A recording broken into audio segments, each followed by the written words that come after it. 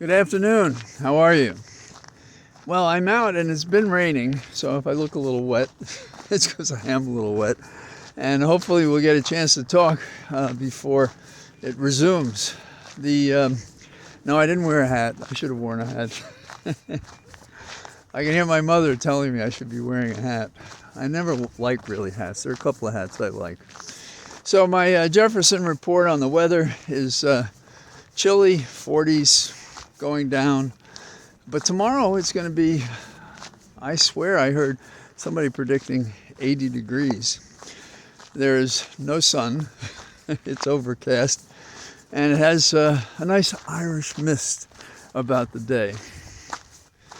And like you probably, since you're listening to me, and I'll respond to notes I get, the arena in which we function these days just doesn't seem to be working quite right. And one could beat one's chest about what's wrong and not working, but I think it's irresponsible to do that without forecasting how do we get past this? How do we repair it? Now, a little background. This is my opinion, but I think it's shared by political scientists and pals and those of us who lived through the period. Barry Goldwater was basically a Eisenhower Republican, but he got a bee in his bonnet and he became more extreme and he sounded dangerous. And there was an ad that played once in Texas, the Daisy ad, in which they're doing a nuclear arms countdown and they're suggesting, would you trust Barry Goldwater in that situation? There was a political ground staked out by Goldwater, which has resonated ever since among Federalists and the new conservatives, new Republican conservatives, that don't reflect the old paths of those who were, dare I say it, more intellectual. Now, there's an interesting parallel with Goldwater that was considered very bad form at the time. And that is when Goldwater lost to Johnson. The evening of the election of Johnson and the loss by Goldwater, Goldwater was silent, didn't concede. And only the next day, and I believe it was a telegram he sent, and it was a strained congratulation and made references to why Johnson will fail and that Goldwater was right. Now, some remember him as a more avuncular and connected person as the years spread between that date and later. But he helped find a school that reversed Republican thinking, and we've never recovered from that in terms of the Republican Party. Indeed, its worst leader has been Trump, who's used the kind of coercion and pressure and so forth, seemingly to force weak-willed individuals to do things that are not in the interest of a republic. So, what do we see before us? What we see before us is what it means when we lose sight of the law or rules or any way to agree short of sharp practices, lies, false engagements, transactional politics, and so forth. You know, we live in a country in which it's okay to kill children because guns are more important. We live in a country in which now we tell women, you don't have rights over your own body. We're going to tell you what you can do, and it's going to be a patchwork across America. We have judges on the bench who've been placed there over time, endorsed by the Federalists instead of the ABA or the traditional societies. And what do?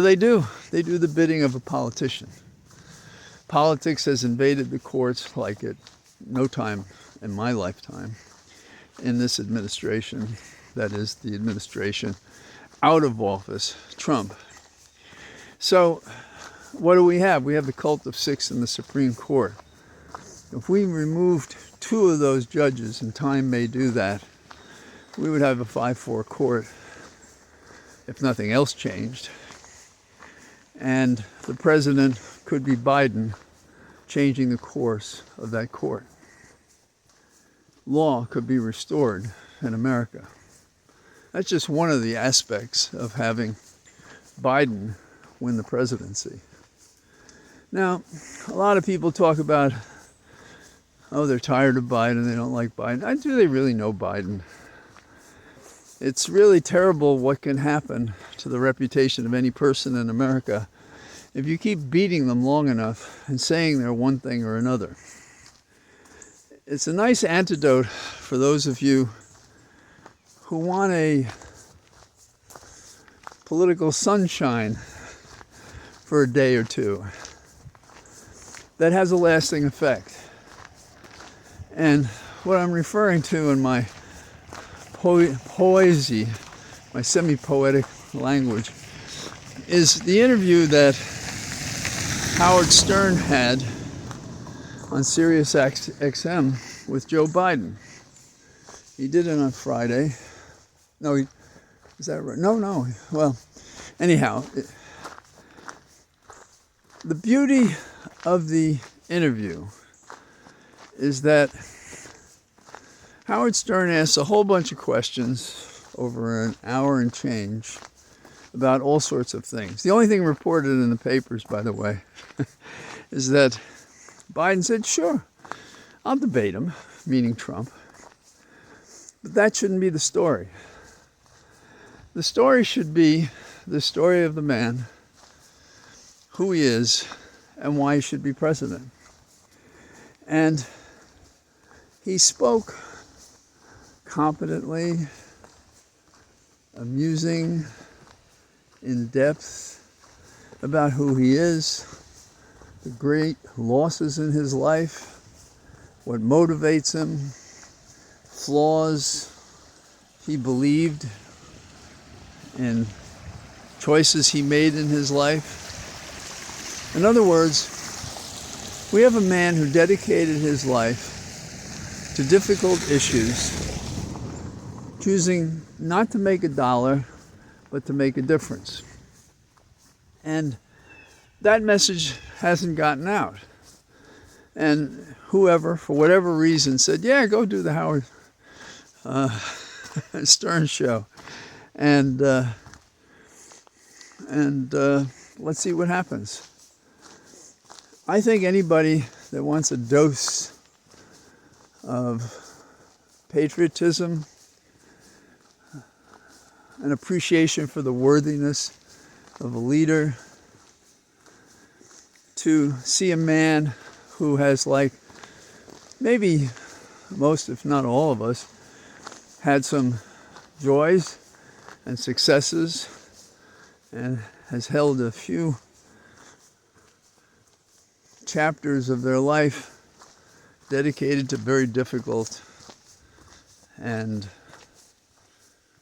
exhausting challenges.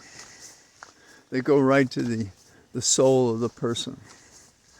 So, can we learn something from how Biden found his first wife and how he reacted to her death and the suffering of his children? And as a young man had been elected to the Senate and thought not to take the office but to take care of family, and family surrounded him in love and support so that he could take care of his children and his public office. A man who left the law firm to be a public defender because he cared to help those, didn't care for the money, wanted to be helpful. And this is a man who went from that to being the chairman of the Judiciary Committee. Who in public life compares to what Biden has accomplished, knows, has done and can do for us. And that's the question that has to be answered in the affirmative when asked who you're going to vote for. Because there is no alternative when the Republicans have decided to appoint a man indicted, proven to lie about his finances, to slander and abuse women. Can America have become so craven for change that they close their eyes and would choose this thug, this criminal, to be the head of the greatest democracy in history, we say? But our exceptional thinking and rulings are not holding true, because individual rights and liberties are suffering. Right now, our salvation, as best one can predict, lays in New York. That Trump will be convicted there. That the appeals challenging the $100 million that he owes Carol will be upheld.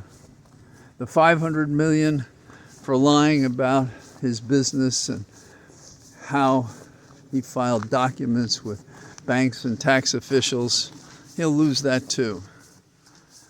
Is that a man who should be president? No. Now what about the ballot box?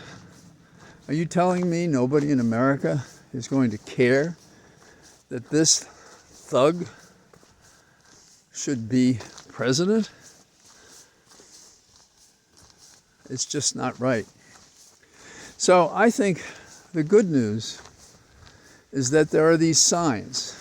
And as I've said before, I've had several people say I was too optimistic about things. It's not that I'm optimistic.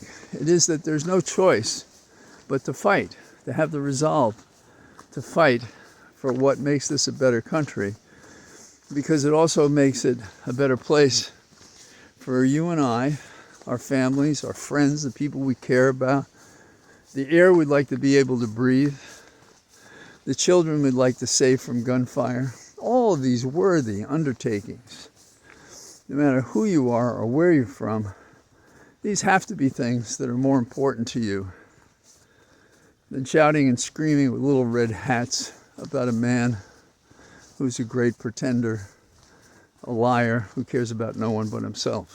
So, on this rainy day, keep your hopes up, because a day of reckoning is coming, and it's coming for Trump, and we can help it by doing what we can do, however little, between now and the election. So, I say happy day from my soggy cathedral of trees, and I hope I'll be out tomorrow. I don't know if it'll be out in the 80s though. Bye-bye.